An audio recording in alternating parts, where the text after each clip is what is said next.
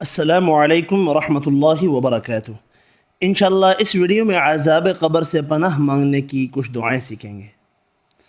सबसे पहले नऊज़ु बिल्लाहि नऊज़ु बिल्लाहि मिन अज़ाबिल क़ब्र मिन अज़ाबिल क़ब्र नऊज़ु बिल्लाहि मिन अज़ाबिल क़ब्र।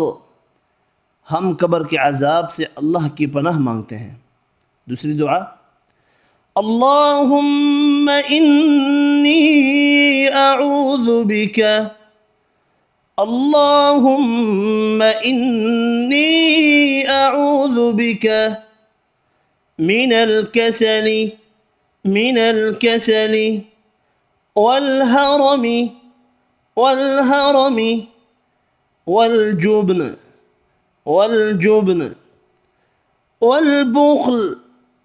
والبخل وفتنة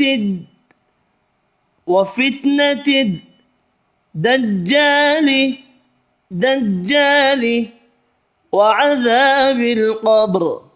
وعذاب القبر اللهم إني أعوذ بك من الكسل والهرم والجبن والبخل وفتنة الدجال وعذاب القبر।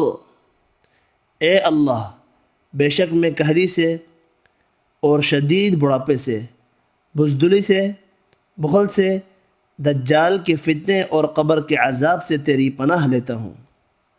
तीसरी दुआ अल्लाहुम्मा रब्ब जिब्राईल अल्लाहुम्मा रब्ब जिब्राईल वमीकाईल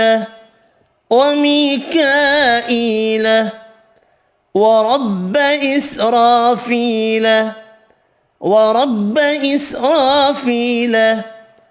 أعوذ بك من حر النار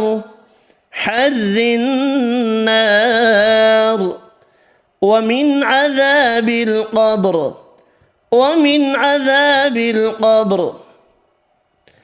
اللهم رب جبرائيل وميكائيل ورب إسرافيل